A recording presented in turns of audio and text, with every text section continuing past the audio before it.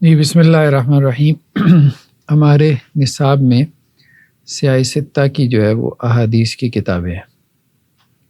صحیح مسلم کا ہم نے مطالعہ کیا ہے، اس کے سلیکٹڈ چیپٹرز کا، کوئی میرے خیال میں 52 کریڈٹ آورس تھے۔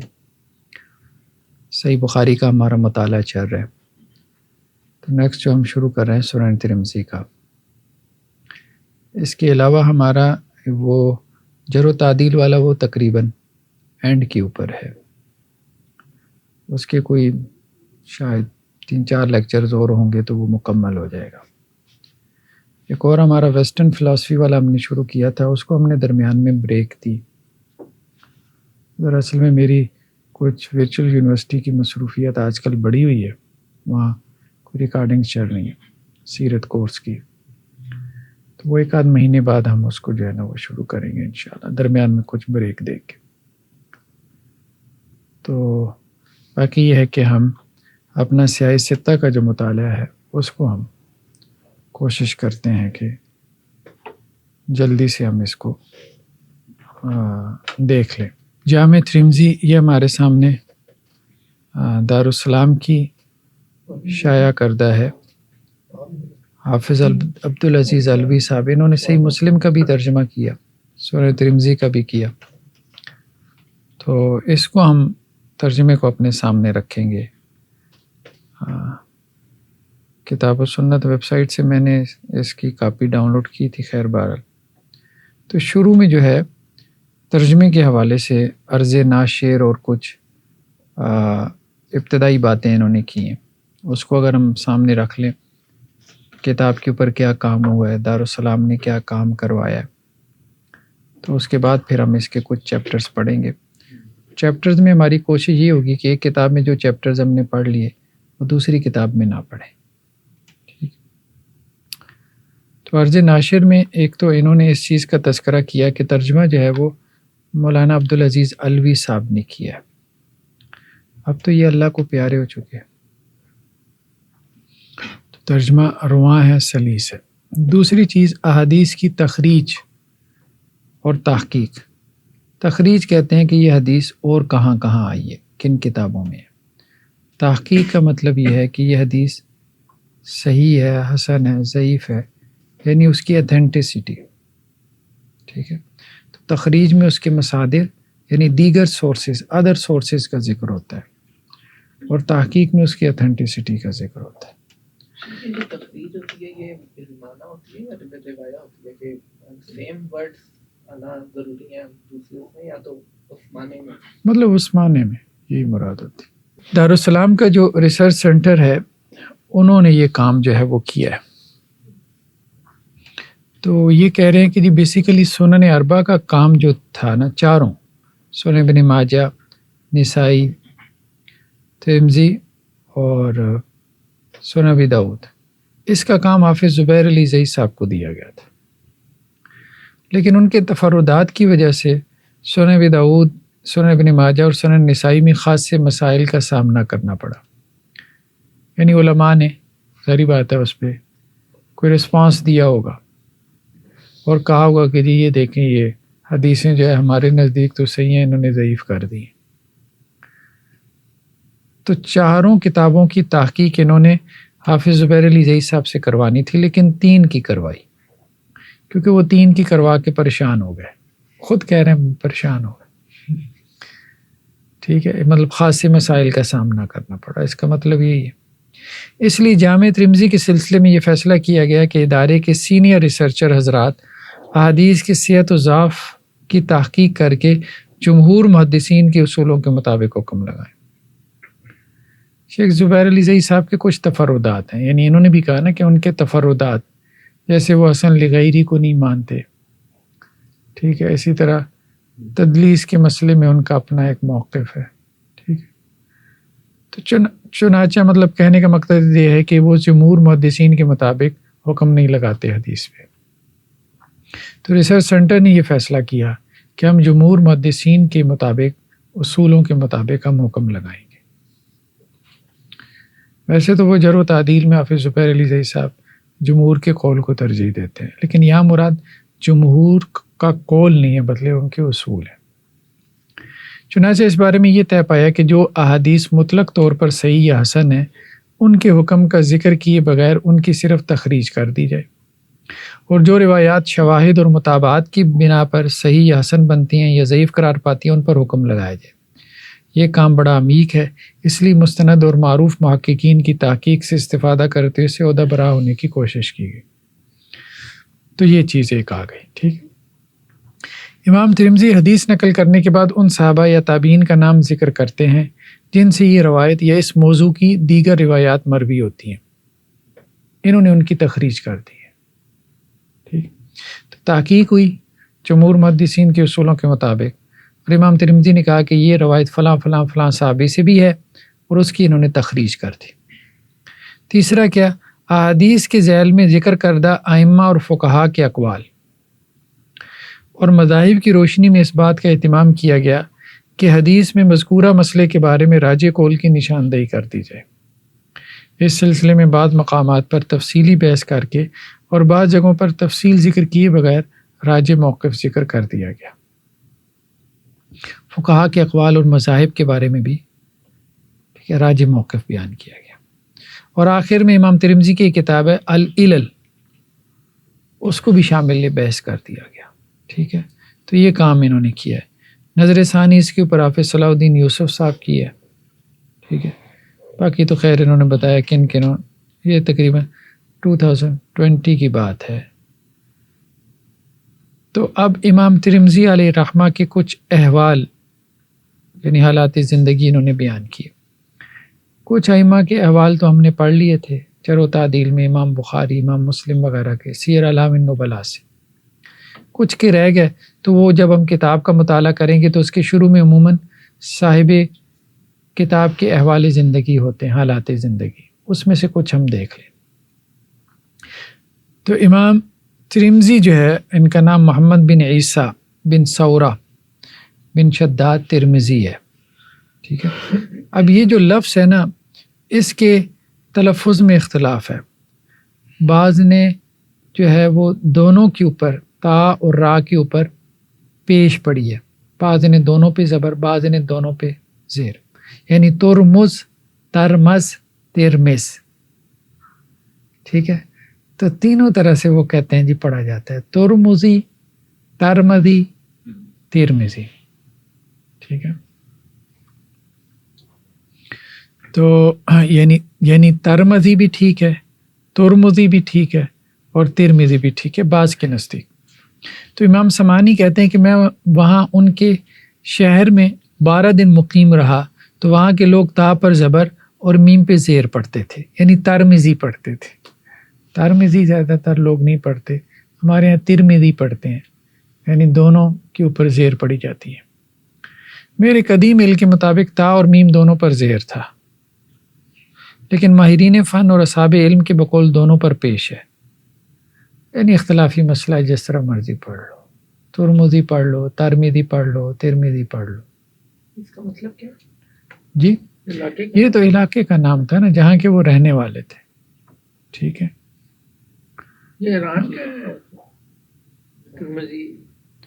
جی تو یہ جو ہے نا علاقہ کہاں پر ہے، یہاں انہوں نے ہیں، مقام ولادت۔ ہاں۔ تو امام ترمذی کے بقول آپ کے دادا لیث بن سیار کے دور میں مرو سے جو ہے وہ ترمز منتقل ہو گئے تھے، وہیں 209 ہجری میں آپ کی ولادت ہوئی، ٹھیک ہے۔ یہ والا یہاں پہ آ گیا اس کا تذکرہ، تو جگہ کا نام ہے، ایک شہر کا نام۔ تو امام ترمذی کے بارے میں بعض مورخین نے کہا کہ پیدائشی نابینا تھے، لیکن یہ کہتے ہیں کہ یہ بات ٹھیک نہیں ہے، کیونکہ حافظ عمر جو تھے نا، ان کو امام ترمذی سے ملاقات کا شرف حاصل ہوا، تو وہ کہتے ہیں کہ جی آخر عمر میں وہ نابینا ہو گئے تھے، شروع میں وہ بینا ہی تھے، تو اس لیے پیدائشی طور پہ نابینا ہونے والی بات درست نہیں، آخر عمر میں البتہ ان کی بینائی جاتی رہی۔ تو جن علوم کا انہوں نے مطالعہ کیا مختلف مراکز سے، یا مختلف جن مراکز سے انہوں نے استفادہ کیا، ان میں نیشا پور، کوفہ، بصرہ، مکہ مدینہ کے شیوخ تھے، شام اور مصر نہیں گئے، کیونکہ اگر وہ بغداد میں جاتے تو امام احمد سے لازماً حدیث بیان کرتے، بغداد بھی نہیں گئے۔ خیر بہرحال یہ تو انہوں نے ان کے اساتذہ کا ذکر کیا، شاگردوں کا ذکر کیا، اور خاص طور پہ ان کے اساتذہ میں امام بخاری کا ذکر ملتا ہے۔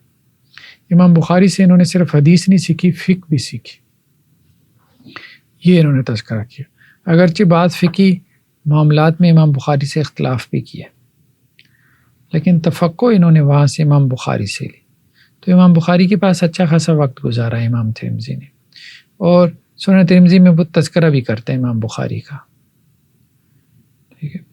تو امام بخاری کی حیات مبارک کا یہ آخری دور تھا، وہ امامت کے مرتبہ عالیہ پر فائز تھے اور اپنی تصانیف مکمل کر چکے تھے۔ یہی مرحلہ تھا جب امام ترمذی امام بخاری کی خدمت میں حاضر ہوئی اور ان سے اکتساب فیض کیا۔ یہ 250 سے 255 ہجری کا زمانہ ہے۔ لوگ اصول علم کے لیے امام بخاری کی خدمت میں جوک در جوک آ رہے تھے۔ امام بخاری نیشا پور میں مقیم تھے اور حدیث رسول کے گہر و الماس عام کر رہے تھے۔ ادھر امام ترمذی بھی مختلف شیوخ اور اساتذہ سے علوم و فنون حاصل کر کے اعلیٰ علمی کمالات اور مہارت تامہ پیدا کر چکے تھے۔ ان میں بھی اہل علم کے درمیان فرق اور امتیاز کرنے کی استطاعت پیدا ہو گئی تھی، اس لیے انہوں نے امام بخاری کے مقام اور مرتبہ اور امتیازی شان سے آگاہ ہو کر ان کی صحبت اور رفاقت اختیار کی۔ ان سے حدیث کے مختلف علوم کی تحصیل اور تحقیق و تدقیق کی، علل الحدیث، فقہ الحدیث اور جرح و تعدیل رجال پر ان سے بحث و تمیز کی، ٹھیک ہے۔ تو فقہ الحدیث بھی سیکھی، علل الحدیث بھی، اور جرح و تعدیل بھی۔ اس دور میں تقلید کا آغاز ہو چکا تھا، لوگ مختلف فقہی مذاہب پر عمل پیرا ہو چکے تھے، اس لیے امام ترمذی نے امام بخاری سے حدیث سے دقیق معنی اور مسائل کا استنباط اور استخراج کا ملکہ بھی حاصل کیا۔ امام ذہبی نے اس لیے لکھا ہے تفقہ فی الحدیث بالبخاری، کہ امام بخاری سے انہوں نے فقہ الحدیث سیکھی۔ امام ترمذی نے مختلف ائمہ کے مذاہب اور ان کی آراء سے بھی آگاہی حاصل کی، اور اس سلسلے میں اہل الحدیث اہل الرائے میں کوئی امتیاز نہیں کیا، یعنی یہ صرف حدیثیں نہیں ہیں، آپ دیکھیں گے سنن ترمذی میں، جامع ترمذی میں وہ فقہا کی آراء بھی بیان کرتے ہیں۔ اس کا مطلب یہ کمپیریٹو فقہ کا مطالعہ ان کا اچھا تھا۔ انہوں نے امام مالک، امام شافعی، امام احمد، سفیان ثوری، عبداللہ بن مبارک کے اقوال کے ساتھ امام ابو حنیفہ، صاحبین، ابن ابی لیلہ کے اقوال کو بھی نظر انداز نہیں کیا۔ ہر حدیث کے بعد اہل علم حضرات کے اقوال پیش کیے، بعض مواقع پر حیرت انگیز طریقے سے ترجیح بھی دی۔ اس اعتبار سے جامع ترمذی فقہ اسلامی کا دائرۃ المعارف، یعنی انسائکلوپیڈیا بن گیا فقہ اسلامی کا بھی، ٹھیک ہے۔ تو یہ گویا کہ حدیث اور فقہ کی بھی کتاب ہے۔ اب ایک اور مسئلہ یہ بیان ہوا کہ امام ترمذی کی جو تحسین ہے یا تصحیح ہے، کسی حدیث کو صحیح یا حسن قرار دینا، وہ قابل اعتبار نہیں ہے۔ کہا جاتا ہے کہ جی امام ترمذی متساہل ہے۔ یہ بات جو ہے وہ امام ذہبی نے بیان کی، لیکن یہ کہہ رہے ہیں کہ امام ذہبی کی یہ بات درست نہیں ہے، ٹھیک ہے۔ اس کی وجہ یہ ہے کہ امام ذہبی سے پہلے بڑے ائمہ جو ہے امام ترمذی کی تصحیح اور تحسین کا اعتبار کر چکے۔ تو سیاہ ستہ کے مؤلفین میں سے صرف امام ترمذی کو یہ شرف حاصل ہے کہ ان کی کتاب العلل کو شہرت دوام نصیب ہوئی، ٹھیک ہے، سیاہ ستہ کے مصنفین میں سے۔ جو امام علل الحدیث جیسے دقیق اور باریک فن میں مہارت رکھتا ہے، تو اب اس کے بارے میں کہنا کہ جی اس کی تصحیح اور تحسین پر اعتماد نہیں کیا جا سکتا، تو پھر کس کی تصحیح اور تحسین پر آپ اعتماد کریں گے؟ تو کیا چند احادیث کی بنیاد پر یہ قاعدہ وضع کر لینا کہ امام ترمذی کی تصحیح اور تحسین قابل اعتماد نہیں، یعنی کچھ حدیثوں میں اگر ان سے خطا ہو گئی حدیث کی تصحیح اور تحسین میں، تو اب آپ کہیں کہ جی نہیں وہ تو متساہل ہیں، ان کی تصحیح تحسین کا تو کوئی اعتبار ہی نہیں ہے۔ تو وہ کہہ رہے ہیں کہ یہی بات آپ پھر صحیحین کے بارے میں بھی کہہ سکتے ہیں، ان کی بھی بعض روایات پہ لوگوں کو شبہات پیدا ہوئی ہے۔ تو علامہ عراقی نے سنن ترمذی کی شرح میں لکھا ہے کہ وما زال الناس یعتمدون تصحیح، لوگ ہمیشہ امام ترمذی کی تصحیح پہ اعتماد کرتے رہے، یعنی وہ ان کی تصحیح کو نقل کیا جا سکتا ہے کہ امام ترمذی نے اس کو صحیح کہا، آپ ٹھوک بجا کے کہیں، آپ یہ بات بیان کر سکتے ہیں۔ یہ کوئی وہ والی بات نہیں ہے جی وہ تو متساہل ہیں، ان کی تصحیح کا کیا اعتبار نہیں، آپ کہہ سکتے ہیں، یعنی دلیل کے طور پہ اس کو نقل کر سکتے ہیں، وہ یہ بات کہہ رہے ہیں۔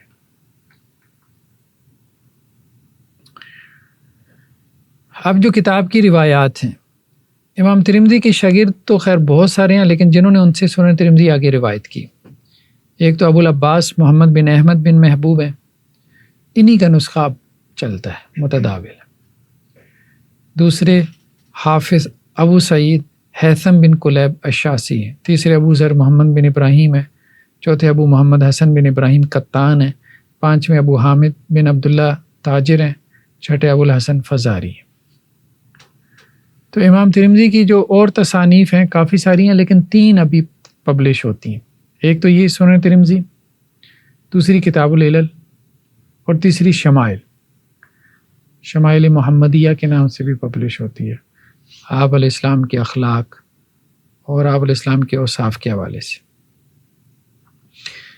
کتاب کے 5 عنوان معروف ہیں: صحیح ترمذی، الجامع الصحیح، الجامع الکبیر، السنن، الجامع۔ بعض نے صحیح ترمذی کہا، بعض نے سنن ترمذی کہا، بعض نے جامع ترمذی کہا، بعض نے جامع الکبیر کہا، بعض نے جامع صحیح کہا۔ تو وہ کہہ رہے ہیں ہر اعتبار سے بات ٹھیک ہے۔ سنن ترمذی اس لیے کہا جاتا ہے کہ اس میں فقہی ترتیب سے حدیث بیان ہوئی ہے، اور سنن کی کتاب وہی ہوتی ہے جس میں فقہی اعتبار سے حدیث بیان ہو، ٹھیک ہے۔ اور جامع کا نام اس لیے دیا گیا کہ یہ کمپریہنسو بک ہے، اس میں تمام جو ہے وہ ابواب آ گئے۔ تو کہتے ہیں جی ہم دارالسلام والوں نے بھی اس کو جامع ترمذی کے عنوان سے شائع کیا، کیونکہ جامع کتاب وہ ہوتی ہے جس میں 8 فنون ہوں: آداب و سیر، آداب سے کتاب الآداب ہو، کتاب السیر یعنی سیرت، آپ علیہ السلام کی سیرت، تفسیر ہو، حدیث میں جو ہے وہ قرآن کی آیات کی نبوی تفسیر، عقائد جیسے کتاب التوحید ہم بخاری میں پڑھ رہے ہیں، فتن ہو، اشراط الساعہ ہو، احکام ہو، مناقب ہو، فضائل۔ تو یہ 8 کے 8 سنن ترمذی میں موجود ہے، اس لیے اس کو جامع ترمذی بھی کہتے ہیں، ٹھیک ہے۔ چونکہ امام ترمذی نے اپنی کتاب میں انہی 8 فنون کو جمع کیا، اس لیے اسے جامع کا بھی عنوان دیا گیا۔ اب نیکسٹ کیا ہے؟ امام ترمذی کا اسلوب بیان، یہ اہم ہے۔ سب سے پہلے تو امام ترمذی جو مسئلہ بیان کرنا چاہتے ہیں نا، اس کو ترجمۃ الباب کے طور پہ، یعنی چیپٹر کا جو ٹاپک ہے اس میں وہ مسئلہ لے کر آتے ہیں، ٹھیک ہے۔ پھر دلیل کے طور پہ ایک یا زیادہ حدیثیں بیان کرتے ہیں، مثلا مسافر اور مقیم کے لیے موضوع پر مسح کرنا، ٹھیک ہے۔ تو وہ کیا کہیں گے؟ باب المسح علی الخفین للمسافر والمقیم، موضوع پر مسح کرنا مسافر اور مقیم کے لیے۔ اب اس کے نیچے حدیثیں لے کر آئیں گے، پہلے عنوان قائم کریں گے، پھر نیچے حدیثیں لائیں گے، ایک یا ایک سے زیادہ۔ مسئلہ کی دلیل کے لیے کسی صحابی کی حدیث بیان کرتے ہیں، اگر سندیں ایک سے زیادہ ہوں تو انہیں بھی بیان کر دیتے ہیں، زیادہ سندوں کو، جیسے مسلم کا ہم نے انداز دیکھا۔ پھر حدیث کا درجہ بیان کرتے ہیں، یہ تیسری بات ہے، یہ بخاری مسلم میں نہیں ہے، یہ کرتے ہیں کہ ان کے نزدیک وہ حدیث صحیح ہے، حسن ہے، ضعیف ہے، ٹھیک ہے۔ مذکورہ بالا باب کے تحت سیدنا خزیمہ بن ثابت کی مرفوع حدیث بیان کی کہ رسول اللہ صلی اللہ علیہ وسلم سے موضوع پر مسح کے بارے میں دریافت کیا کہ آپ نے فرمایا مسافر کے لیے 3 دن اور مقیم کے لیے 1 دن۔ باب قائم کیا، پھر اس کے بعد جو ہے وہ حدیثیں لے کر آئے، پھر اگر ایک سے زیادہ سندیں ہیں وہ بھی لے کر آئے، اور پھر اس کے بعد جو ہے وہ حدیث پہ حکم بیان کیا۔ اس حدیث کا درجہ بیان کرنے کے لیے پہلے یحییٰ بن معین کا قول نقل کیا کہ یہ حدیث صحیح ہے، پھر خود کہا قال ابو عیسیٰ ھذا حدیث حسن صحیح، یہ حدیث حسن صحیح ہے، ٹھیک ہے۔ اب اس کے بعد کیا کرتے ہیں؟ کسی مسئلے میں دیگر صحابہ کی احادیث کی طرف اشارہ کرتے ہوئے فی الباب، اس مسئلے میں ان صحابہ کے نام بھی درج کر دیتے ہیں، یعنی اس مسئلے میں فلاں فلاں صحابی سے بھی روایت ہے۔ وہ روایت ضروری نہیں کہ اس کے موافق ہو، اس مسئلے میں اس کے مخالف بھی ہو سکتی ہے، ضروری انہی الفاظ سے ہو، باب یہ کہ اس مسئلے کے اوپر ہے اصل بات ہی۔ اس لیے مذکورہ بالا باب کے تحت کہتے ہیں وفی الباب عن علی و ابی بکرہ و ابی ہریرہ و صفوان بن اسال و عوف بن مالک و ابن عمر و جریر، کہ حضرت علی، ابو بکرہ، ابو ہریرہ، صفوان بن اسال، عوف بن مالک اور عبداللہ بن عمر اور جریر سے ہے۔ لیکن ضروری نہیں کہ وہ حدیث اس کے موافق ہو، اس کے مخالف بھی ہو سکتی ہے، تاہم اس کا اس مسئلے سے کوئی نہ کوئی تعلق ضرور ہوتا ہے، ٹھیک۔ جس صحابی کی حدیث ترجمۃ الباب کے تحت لاتے ہیں، فی الباب میں اس کا نام درج نہیں کرتے، یعنی اوپر ایک حدیث آ گئی نا، ترجمۃ الباب، پھر ایک حدیث آ گئی. اب نیچے کہیں گے وفی الباب، اس مسئلے میں فلاں فلاں سے بھی یہ حدیث ہے، تو اب اس صحابی کا نام نہیں لائیں گے کیونکہ اس کے نام تو پہلے آ گیا. ٹھیک ہے. اگر اس سے اس مفہوم کی ایک اور روایت ہو تو پھر اس کا نام بھی درج کر دیتے اس صحابی کا.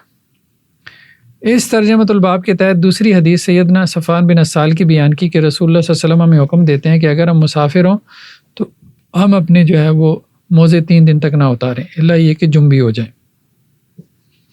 اگر ترجمۃ الباب کے تحت بیان کردہ ایک سے زائد روایتوں میں موازنہ کی ضرورت محسوس ہو تو موازنہ کرتے ہیں.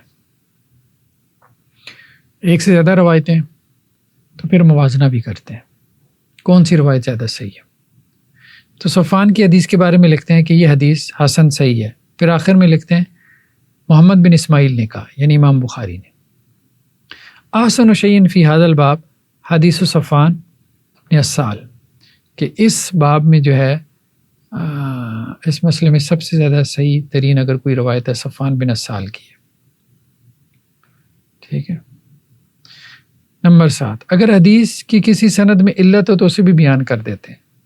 سیدنا خزیمہ بن ثابت کے مذکورہ بلا حدیث کے بارے میں فرمایا وقد روى الحکم ابن عتیبہ و حماد عن ابراہیم النخعی عن ابی عبداللہ الجدلی عن خزیمہ بن ثابت ولا یصح، کہ یہ اس سند سے ٹھیک نہیں ہے. ٹھیک ہے. پھر آگے علی بن مدینی کی سند سے شعبہ سے نقل کرتے ہیں کہ لم یسمع ابراہیم النخعی من ابی عبداللہ الجدلی حدیث المس. ابراہیم نخعی یہاں پہ بیان کریں نا ابو عبداللہ الجدلی سے، ابراہیم نخعی کا سماع ابو عبداللہ الجدلی سے ثابت نہیں. ٹھیک ہے.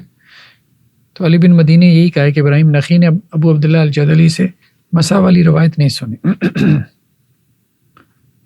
اور منصور سے نقل کرتے ہیں، وہ کہتے ہیں کہ ہم ابراہیم تیمی کے کمرے میں تھے اور ابراہیم نخعی بھی ہمارے ساتھ تھے، تو ابراہیم تیمی نے ہمیں عمر بن میمون کے واسطے سے ابو عبداللہ جدلی کی خزیمہ بن ثابت سے مسح الخفین کی مرفوع حدیث سنائی. یعنی ابو عبداللہ جدلی سے تو وہ ہے لیکن ابراہیم نخعی نے نہیں سنی. راوی کا تذکرہ اگر کنیت سے ہو تو اس کا نام بتا دیتے ہیں، جیسا کہ ابو عبداللہ جدلی کے بارے میں لکھتے ہیں کہ اس کا نام عبد بن عبد ہے یا عبد الرحمن بن عبد بھی کہا جاتا ہے. راوی کا تذکرہ اگر نام سے ہو تو اس کی کنیت بیان کر دیتے ہیں. مثلا ابو ایوب کے بارے میں لکھتے ہیں ان کا نام خالد بن زید ہے. ابو صالح کے بارے لکھتے ہیں کہ وہ سمان یعنی گھی بیچا کرتے تھے، سمن سے ان کا نام زکوان تھا. راوی کا تذکرہ اگر نسبت سے ہو تو اس کی بھی وضاحت کر دیتے ہیں، جیسے امام زہری کے بارے میں کہا کہ ان کا نام محمد بن مسلم بن عبید اللہ بن شہاب الزہری اور ان کی کنیت ابو بکر ہے. مطلب راویوں کے بارے میں بھی تفصیل، کنیتوں کی، نسبتوں کی، ناموں کی. اگر راوی کے نام میں اختلاف ہو تو اس کا بھی ذکر کر دیتے ہیں. حضرت ابو ہریرہ کے بارے میں کہتے ہیں کہ بعض نے کہا ان کا نام عبد شمس تھا، بعض نے عبداللہ بن عمر کہا. امام بخاری نے کہا ہے کہ یہ عبداللہ بن عمر زیادہ صحیح ہے. اگر ایک وصف کے ساتھ 2 راوی مشہور ہوں تو ان کے اسماء اور مراتب کا فرق بیان کر دیتے ہیں. سنابحی کے نام سے 2 راوی ہیں. ٹھیک ہے. تو وہ کہتے ہیں ایک سنابحی وہ ہیں جو حضرت ابو بکر سے روایت کرتے ہیں، جو حضرت ابو بکر سے روایت کرتے ہیں ان کا اللہ کے رسول سے سماع ثابت نہیں، تو یہ روایت مرسل ہوگی اس سنابحی کی. ان کا نام عبد الرحمن بن اسیلہ ہے اور کنیت ابو عبداللہ ہے. انہوں نے آپ علیہ السلام سے ملاقات کے لیے سفر کیا لیکن ابھی وہ راستے میں تھے کہ آپ علیہ السلام وفات پا گئے. انہوں نے آپ سے کئی روایات بیان کی. اور دوسرے کے ہیں سنابح بن آصر احمسی، یہ صحابی ہیں، ان کو بھی سنابحی کہہ دیا جاتا ہے. دونوں کو سنابحی کہا جاتا ہے لیکن سنابحی میں فرق ہے. اگر راوی پر کلام ہو تو اس کا بھی تذکرہ کر دیتے ہیں، جیسے حدیث 3 میں ایک راوی عبداللہ بن محمد بن عقیل کے بارے میں لکھتے ہیں کہ وہ صدوق ہے. بعض اہل علم نے اس کے حافظے کے اعتبار سے اس پر جرح کی ہے. ٹھیک ہے. اگر سند میں اضطراب یعنی اختلاف ہو تو اسے بیان کر دیتے ہیں، جیسے زید بن ارقم کی حدیث کے بارے میں کہتے ہیں فی اسنادی اضطراب، پھر آگے اضطراب کا تذکرہ کر دیا. ٹھیک ہے. 13 کے حدیث میں اگر انقطاع ہو تو امام صاحب اس کی صراحت کر دیتے ہیں کہ یہ حدیث منقطع ہے. جیسے فاطمہ بنت حسین، یہ حضرت حسین کی بیٹی ہیں، فاطمہ بنت حسین، تو یہ کس سے نقل کر رہی ہیں؟ سیدہ فاطمہ سے، اپنی دادی سے. اور وہ اپنی دادی سیدہ فاطمہ سے بیان کرتے ہیں. امام صاحب فرماتے ہیں فاطمہ کی حدیث حسن ہے لیکن سند متصل نہیں ہے، کیونکہ فاطمہ بنت حسین نے سیدہ فاطمہ کبریٰ کا دور نہیں پایا. اس کی وجہ کیا ہے کہ فاطمہ الکبریٰ آپ علیہ السلام کی وفات کے بعد چند مہینے حیات رہی، تقریباً 6 ماہ بعد ان کی وفات ہو گئی. اگر حدیث غیر محفوظ یعنی شاذ ہو تو اس کی بھی تصریح کرتے ہیں. جیسے حضرت جابر بن عبداللہ کہتے ہیں کہ آپ علیہ السلام نے 3 حج کیے، 2 حج ہجرت سے پہلے کیے تھے اور 1 ہجرت کے بعد. امام ترمذی کیا کہتے ہیں کہ میں نے امام محمد یعنی بخاری سے اس کے بارے میں دریافت کیا تو انہوں نے ثوری کی مذکورہ بالا سند سے اسے نہیں پہچانا اور وہ اس حدیث کو محفوظ نہیں سمجھتے تھے. ٹھیک ہے، کہ یعنی یہ شاذ روایت ہے کہ آپ علیہ السلام نے دور جاہلیت میں 2 حج کیے. اگر حدیث منکر ہو تو اس کی وضاحت کر دیتے ہیں. جیسے یہ روایت کہ مہمان میزبان کی اجازت کے بغیر نفلی روزے نہ رکھے، یعنی مہمان کسی کی طرف اگر گیا ہوا ہے تو اگر نفلی روزہ رکھنا ہے تو میزبان سے اجازت مانگے. چلو معقول بات تو ٹھیک ہے، اس نے کھانا وغیرہ بنانا ہے تو اس کا کھانا ضائع نہ جائے، کم از کم اسے اطلاع دے. لیکن وہ کہتے ہیں یہ روایت منکر ہے. ہمارے علم کے مطابق کسی ثقہ راوی نے یہ روایت ہشام بن عروہ سے بیان نہیں کی، ضعیف راوی نے بیان کی. اور ضعیف جب ثقہ کی مخالفت کرتا ہے تو وہ روایت منکر ہو جاتی ہے. موقوف حدیث کو اگر مرفوع کے طور پہ بیان کر دیا گیا ہو تو اس کی بھی تصریح کرتے ہیں. سیدنا ابن عمر نبی کریم صلی اللہ علیہ وسلم سے بیان کرتے ہیں اگر مرنے والے کے ذمے 1 ماہ کے روزے ہوں تو اس کی طرف سے ہر روزے کے بدلے میں 1 مسکین کو کھانا کھلایا جائے. امام صاحب کہتے ہیں کہ یہ حدیث صرف اسی سند سے مرفوعاً بیان کی گئی. صحیح بات یہ ہے کہ یہ ابن عمر کا قول ہے، موقوف روایت ہے، مرفوع نہیں. روایت مرفوع نظر آ رہی ہے لیکن مرفوع نہیں ہے، موقوف ہے.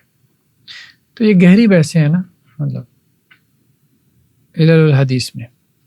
اگر حدیث کسی ایک سند کے لحاظ سے غریب ہو اور دوسری سند کے لحاظ سے مشہور ہو تو اس کی وضاحت کر دیتے ہیں. رسول اللہ صلی اللہ علیہ وسلم نماز کے لیے ہر حالت میں وضو کرتے تھے، خواہ آپ طاہر ہوتے یا غیر طاہر، یعنی وضو ہوتا یا نہ ہوتا آپ نماز کے لیے وضو کرتے.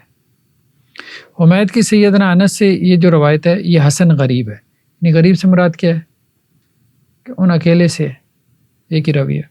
اور اہل الحدیث کے نزدیک سیدنا انس سے عمر بن عامر انصاری کی جو روایت ہے وہ کیا ہے؟ حمید کی تو غریب ہے، عمر بن انصاری کی روایت کیا ہے؟ مشہور ہے. مطلب اس کی آگے کئی سندیں ہیں، کئی طرق ہیں. اگر کسی سند میں راوی مجہول ہو تو اس کا تعین کر دیتے ہیں. جیسے حدیث ہے کہ کھجور بھی پاک ہے، پانی بھی پاک ہے. تو امام صاحب کہتے ہیں کہ یہ حدیث ابو زید بیان کرتا ہے اور محدثین کے نزدیک ابو زید مجہول راوی ہے. اگر کسی حدیث کی سند میں راوی منکر الحدیث ہو جس کی روایت قابل اعتبار نہیں تو امام صاحب اس کا بھی تعین کر دیتے ہیں. جیسے وضو کرنے کے بعد ایک روایت میں آتا ہے کہ آپ پانی کے چھینٹے ماریں نا شرمگاہ پہ، تو اس کے بارے میں کہتے ہیں کہ امام محمد یعنی امام بخاری فرماتے تھے کہ اس کا جو راوی ہے نا حسن بن علی ہاشمی منکر الحدیث ہے. بعض دفعہ کسی حدیث کے بارے میں مختلف ائمہ کے اقوال بیان کرتے ہیں، جیسے بوسہ لینے کے بعد وضو نہ کرنا. بیوی کا بوسہ لیا ہے تو اس سے کیا وضو ٹوٹ جاتا ہے کہ نہیں، یہ سوال ہے. تو وہ کہتے ہیں نہیں ٹوٹتا. ٹھیک ہے، اس کے بارے میں کہتے ہیں کہ ہمارے احباب یعنی محدثین نے سید عائشہ کی حدیث کو چھوڑ دیا کیونکہ وہ ان کے نزدیک سندن صحیح نہیں ہے. یحییٰ بن سعید القطان نے اسے ضعیف قرار دیا اور کہا کہ اس کی کوئی حیثیت نہیں. امام بخاری نے اس حدیث کو ضعیف قرار دیا اور کہا کہ حبیب بن ابی ثابت کا عروہ سے سماع ثابت نہیں. بعض اوقات اگر 2 حدیثوں میں تعارض ہو، تعارض ختم کرنے کے لیے کوئی توجیہ اور تعویل پیش کر دیتے ہیں. ٹھیک ہے، جیسے سیدہ عائشہ کی روایت ہے کہ نبی اکرم صلی اللہ علیہ وسلم صبح کی نماز منہ اندھیرے پڑھتے تھے، اور رافع بن حدیج کی روایت میں کیا ہے کہ صبح کو یعنی روشنی میں پڑھو، جس کا بظاہر مطلب ہے کہ فجر دیر سے پڑھو. تو اب تعارض آ گیا. تو امام صاحب نے اس کی توجیہ کی ہے کہ امام شافعی، امام احمد اور اسحاق بن راہویہ سے منقول ہے کہ اسفار کا مقصد صبح کا اس طرح روشن ہو جانا کہ صبح ہونے میں شک باقی نہ رہے. اسفار کا مقصد جو ہے وہ تاخیر نہیں ہے، یعنی اس مراد سحری ہے، سحری اچھی طرح سے ہو جائے، یعنی سحری کا وقت. امام صاحب حدیث کے آخر میں مختلف ائمہ کے مذاہب اور اقوال پیش کرتے ہیں، جیسا کہ مسئلہ الخفین کے اس سلسلے میں شروع میں جو حدیث پیش کی اس کے آخر میں لکھتے ہیں کہ آپ علیہ السلام کے اکثر صحابہ، تابعین اور بعد کے فقہا کا یہی قول ہے۔ سفیان ثوری، ابن مبارک، شافعی، احمد اسحاق کا قول ہے کہ مقیم 1 دن رات تک اور مسافر 3 دن رات تک مسح کر سکتا ہے، جبکہ بعض اہل علم مسح کے لیے وقت کی تحدید اور تعین نہیں کرتے۔ امام مالک کا یہی قول ہے، ٹھیک ہے، جتنی دیر مرضی مسح کرو، مقیم بھی اور امام صاحب بعض دفعہ کسی قول کو ترجیح بھی دے دیتے ہیں، جیسا کہ مسئلہ الخفین کے بارے میں اقوال نقل کرنے کے بعد لکھتے ہیں التوقید اصح، وقت مقرر کرنے کا قول زیادہ صحیح ہے۔ امام صاحب نے اپنی جامع میں اس کا التزام کیا کہ اس میں وہ احادیث درج کی جائیں جس پر کسی نہ کسی امام کا عمل ہو۔ ہاں، یہ انہوں نے اہتمام کیا کہ عمل ہو۔ صرف 2 حدیثوں کے بارے میں انہوں نے کتاب العلل میں لکھا کہ ان پر عمل نہیں ہے، لیکن صحیح بات یہ ہے کہ ان پہ بھی عمل ہے، وہ ان کے علم میں نہیں آیا، ٹھیک ہے۔ حافظ ابن عربی مالکی نے جامع ترمذی کی شرح عارضۃ الاحوذی کے مقدمہ میں ترمذی کی بہت تعریف کی اور لکھا ہے کہ اس میں 14 علوم ہیں، لیکن یہ کہتے ہیں کہ ہم نے 24 کا تذکرہ کر دیا، اس کے علاوہ بھی ہوں گے۔ امام ترمذی کی شروط کیا ہے، مطلب کن شروط کے اوپر انہوں نے کسی حدیث کو صحیح کہا ہے یا ضعیف کہا ہے؟ ہر کتاب کے حوالے سے یہ ایک بحث پیدا ہوتی ہے۔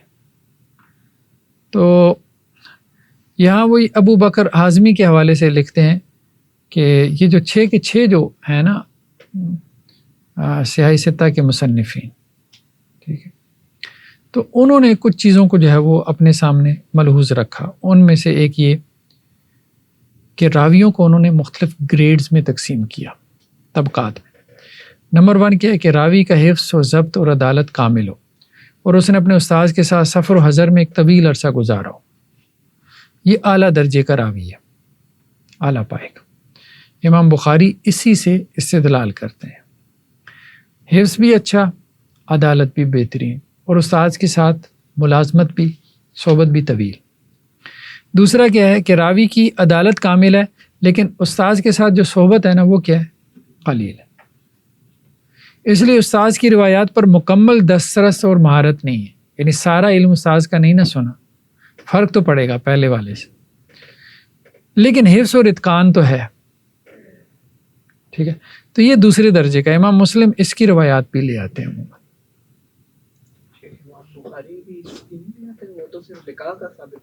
ایسے ہی ایسے عموماً کی بات کریں، امام بخاری عموماً یعنی اکثر و بیشتر اس کا اہتمام کرتے ہیں، مسلم تو بس معاصر ہونے کا اہتمام، معاصر ہونے کا اہتمام۔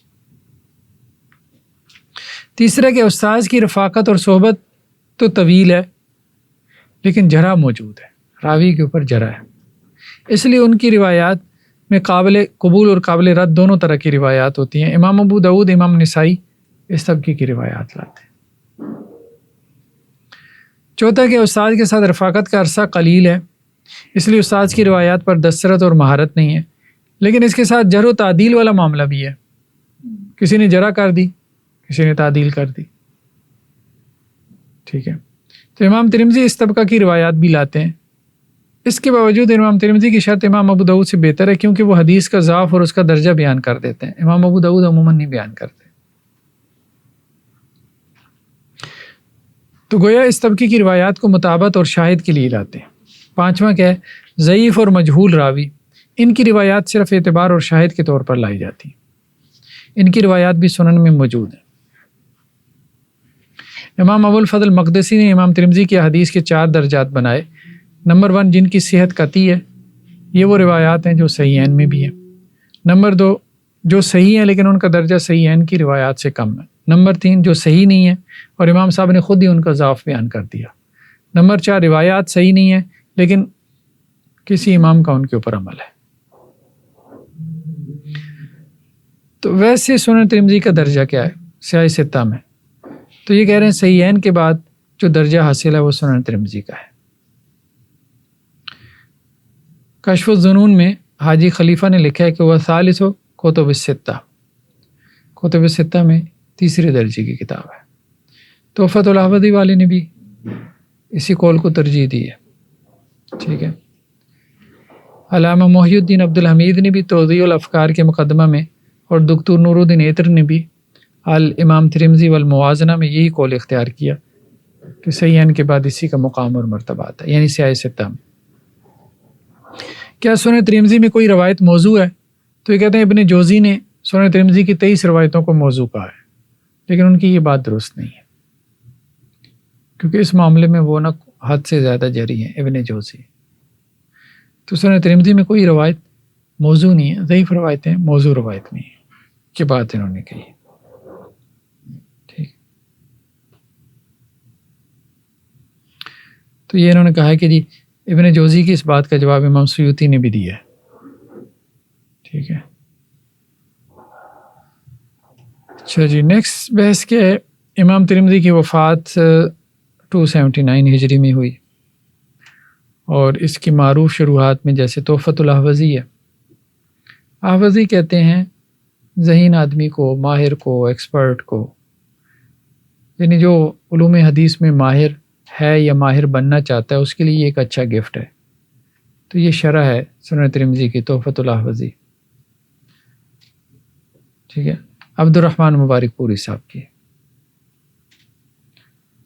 اور دوسری عارضۃ الاحوذی ہے، یہ ابن العربی کی ہے جو مالکی اسکول آف تھاٹ سے تعلق رکھتے ہیں.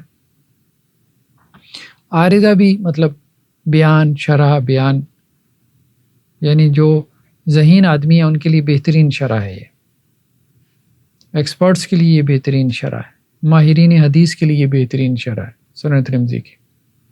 العرف الشذی، خوشگوار خوشبو آپ کہہ لیں، سنن ترمذی کی شرح میں یہ مولانا انور شاہ کاشمیری علیہ رحمہ کی ہے، دیوبند کے علماء میں سے ہیں. قوت المقتضی، یعنی جو غذا پانے والا ہے اس کے لیے قوت ہے، جو علوم حدیث سے چاہے وہ اپنے لیے کوئی حصہ لینے والا ہے، یہ امام سیوطی کی. الکوکب الدری، یہ رشید احمد گنگوئی صاحب کی ہے، اور محمد یحییٰ کاندلوی صاحب کی. روشن ستارہ آپ کہہ رہے ہیں. تو یہ اس کی کچھ شروحات کا تذکرہ تھا. تو خیر بہرحال یہ سنن ترمذی کے حوالے سے آپ کہہ لیں کچھ ابتدائی باتیں تھیں جو ہم نے یہاں سے دیکھ لی. ہم نیکسٹ جو ہے وہ سنن ترمذی کا باقاعدہ مطالعہ جو ہے وہ اس کا ہم آغاز کرتے ہیں.